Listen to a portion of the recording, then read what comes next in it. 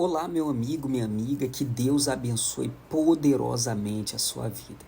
Eu trago essa palavra de Deus que está lá em Mateus 13, versículo 44, que o título diz assim: A parábola do tesouro escondido. Diz assim: Também o reino dos céus é semelhante a um tesouro escondido no campo, que um homem achou e escondeu, e pelo gozo dele vai e vende tudo quanto tem, compra aquele campo. Olha só, o homem ele achou um tesouro precioso, que não tinha nada que poderia comprar aquilo dali. E ele enterrou aquele tesouro. E ele iria comprar aquele terreno para que aquele terreno e aquele tesouro precioso fosse tudo dele.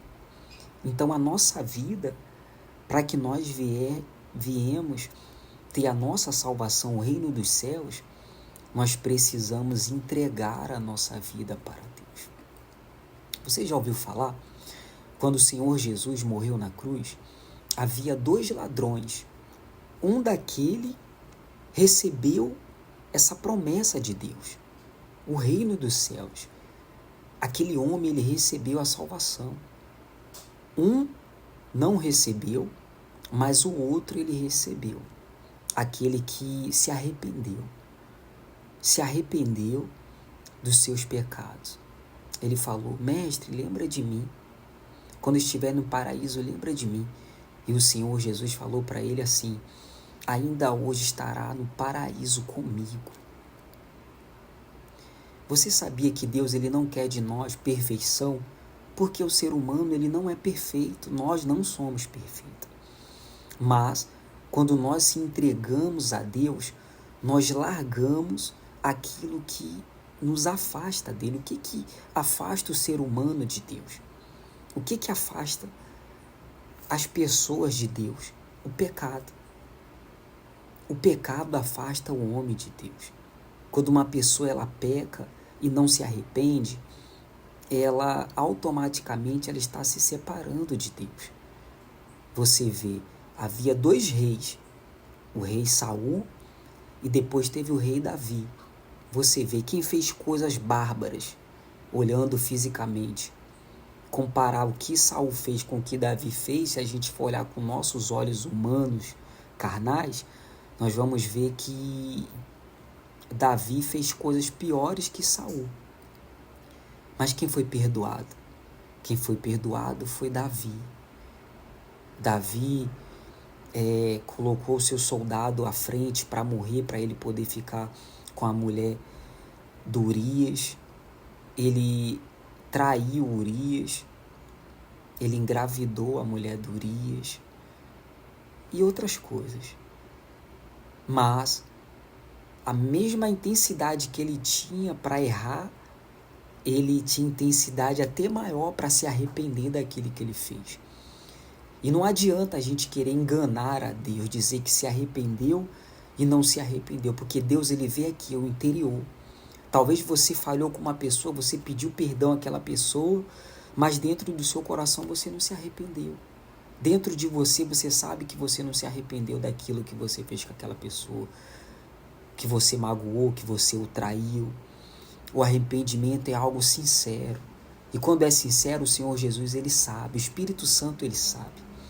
Então, meu amigo, minha amiga, essa palavra é para todos os seres humanos, para todos. O Senhor Jesus, ele não faz acepção de pessoas. Então, para que a gente venha ter essa salvação, nós temos que ser como essa parábola. O homem vendeu tudo que tinha para comprar aquela propriedade com um tesouro que não tem nada que pode pagar. A salvação é assim, algo que você não pode comprar, é algo que você não pode, mas pela misericórdia, pela graça, o Senhor Jesus se entregou naquela cruz em favor de nós, para que nós viéssemos receber essa salvação. Ele quer você, ele quer o seu coração, ele quer que você se entregue por completo. Essa parábola mostra que aquele homem vendeu tudo que ele tinha. Mas trazendo para a nossa vida, não é você vender tudo que você tem, não é isso. É você dar sua vida.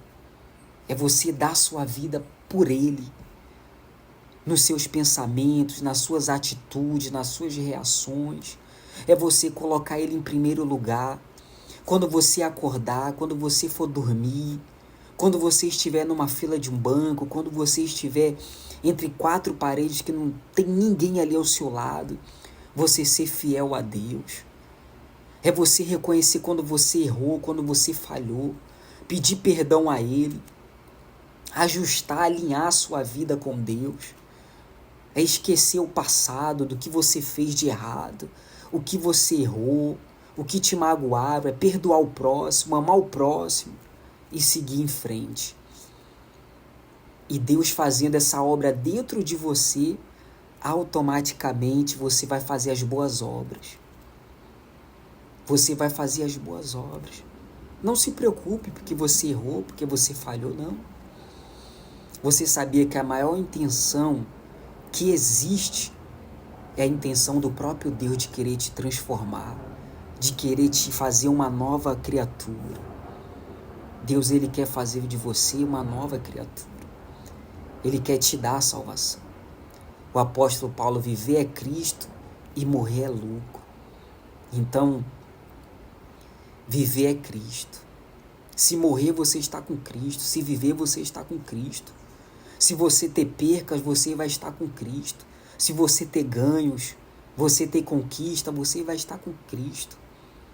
Então não abandone esse Deus. Tudo aquilo que te afasta de Cristo, se afasta disso. Não desiste. Não desiste desse Senhor, esse Deus que pode te abençoar, que te dá a salvação, a vida eterna. Deus te abençoe. Deus te abençoe você, meu amigo, minha amiga. E vamos em frente. Se você tem uma Bíblia aí na sua casa, medite. Peça direção a Deus. Se você não entende, se você não está entendendo, pede sabedoria. Lê o livro dos Evangelhos, o Novo Testamento. Fique à vontade, fique livre. Quer meditar no Velho também? Pode meditar. No Antigo? Pode. Você é livre. O Senhor Jesus nos liberta de todo o mal, para a gente servir a Ele e não ser escravo mais do pecado. Deus te abençoe.